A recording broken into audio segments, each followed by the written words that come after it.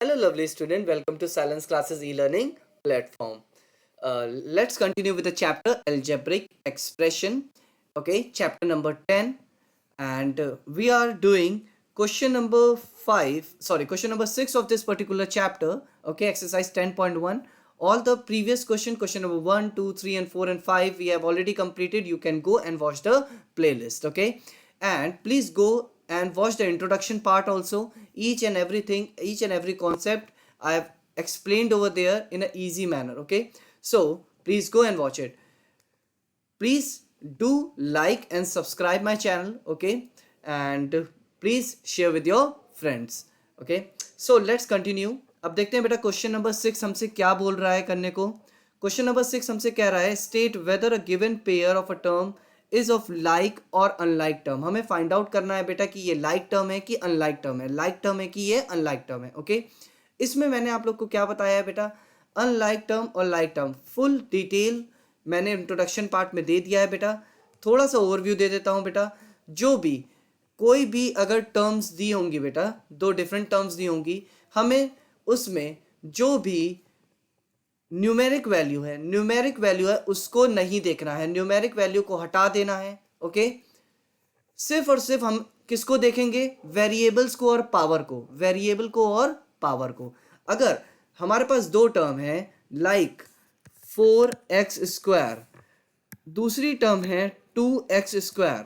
Okay, तो हम 4 से कोई भी मतलब नहीं है. 4 और 2 जो न्यूमेरिक है, नंबर्स हैं, उसके आगे जो उसके x के जो कोफिशिएंट है उनसे कोई भी मतलब नहीं है. हमें ये देखना है कि जो वेरिएबल है क्या वो सेम है. वेरिएबल देखिए दोनों x है, मगर x के ऊपर पावर भी है, क्या वो पावर भी सेम है. यस, x के ऊपर पावर है 2 की और इधर भी x के ऊपर पावर है 2 की. अगर यहाँ पे पावर अलग हो जाती, यहाँ 2 और 3 हो जाता बेटा, तो ये अनलाइक हो जाते, ये अनलाइक हो जाते. बेस सेम होने से, यानी वेरिएबल भी सेम होने से कोई फर्क नहीं पड़ता है, उसकी पावर भी सेम होनी चाहिए अगर है तो. अगर नहीं है तो पावर से कोई मतलब नहीं है. अगर यहाँ पे सिर्फ x है और यहाँ पर सिर्फ x है, इट डजेंट मैटर. ओके, मगर अगर इसके ऊपर स्क्वायर है और इसके ऊपर पावर है 3 की यानी क्यूब की, तो मैटर करता है. ओके, जो भी वेरिएबल है सेम होना चाहिए, आगे पीछे होगा चलेगा, it doesn't matter. Okay, like 4x² दिया हो बेटा और दिया हो 2yx².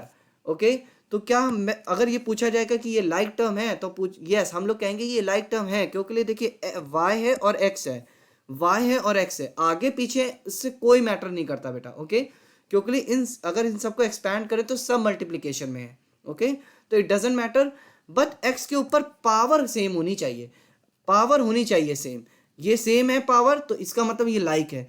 पावर अगर y के ऊपर चली जाती, पावर y के ऊपर चली जाती तो वो अनलाइक हो जाता, तो वो अनलाइक हो जाता. ओके, आई होप समझ में आ गया होगा. ओके, अब हम लोग देख लेते हैं बेटा. Now let's continue. देखिए बेटा, दिया हुआ है 1,100. पूछा जा रहा है क्या ये लाइक है कि अनलाइक है, लाइक है कि अनलाइक है. ओके, तो क्या कह सकते हैं बेटा, ये एक लाइक टर्म है. ये क्या है, एक लाइक टर्म है. ओके, क्योंकि इसके आगे कोई भी वेरिएबल नहीं है, इसके आगे कोई भी वेरिएबल नहीं है, तो वेरिएबल हम कुछ भी लिख सकते हैं बेटा. ओके, वेरिएबल हम कुछ भी लिख सकते हैं, इट डजेंट मैटर. ओके, तो ये क्या हो जाएगा बेटा, लाइक टर्म हो जाएगा. दिया है -7x, 5/2x. ओके, अब देखिए बेटा मैंने क्या कहा बेटा, इसको ऐसे लिख सकते हैं 7x, 5/2x. मैंने क्या कहा था बेटा, जो न्यूमेरिक वैल्यू उनसे मतलब नहीं है. देखिए x और x है, ठीक है, इसका मतलब ये भी लाइक टर्म है. क्या है बेटा, ये भी एक लाइक टर्म है. -29x है, -29y है, न्यूमेरिक से तो मतलब ही नहीं है बेटा. ठीक है, अब देखिए ये x है और ये y है, क्या ये लाइक हुआ, नहीं. ये क्या हो गया बेटा, अनलाइक टर्म हो गया. क्या हो गया बेटा, अनलाइक टर्म. अब हमारे पास क्या दिया हुआ है बेटा, दिया है 14xy, 42yx. ओके, मैंने क्या कहा था, न्यूमेरिक वैल्यू मतलब नहीं देती, न्यूमेरिक हटा देते हैं. अब देखिए आगे पीछे हो जाते हैं अगर वेरिएबल, उससे कोई भी मतलब नहीं है। एक्स वाई है और ये भी वाई एक्स है, इट डजेंट मैटर, ये क्या हो जाएगा बेटा, एक लाइक टर्म हो जाएगा। ओके, नाउ ये क्वेश्चन थोड़ा सा इंटरेस्टिंग है। 4m² comma 4mp²। देखिए मैंने क्या कहा था, वेरिएबल से मतलब नहीं है, वेरिएबल हटा देते हैं। यहां देखिए m² है, ठीक है, यहां पर m सिर्फ और सिर्फ सिंगल m है, उसके ऊपर स्क्वायर नहीं है, ठीक है। अगर इसको हम एक्सपैंड करते हैं तो देखिए कैसे लिखेंगे, m multiplied by m multiplied by p हो जाएगा, ये हो जाएगा m multiplied by p multiplied by p। तो क्या ये दोनों सेम है, क्या ये दोनों लाइक है, नहीं है, इस वजह से हम लोग क्या लिखेंगे बेटा, इसको अनलाइक टर्म लिखेंगे।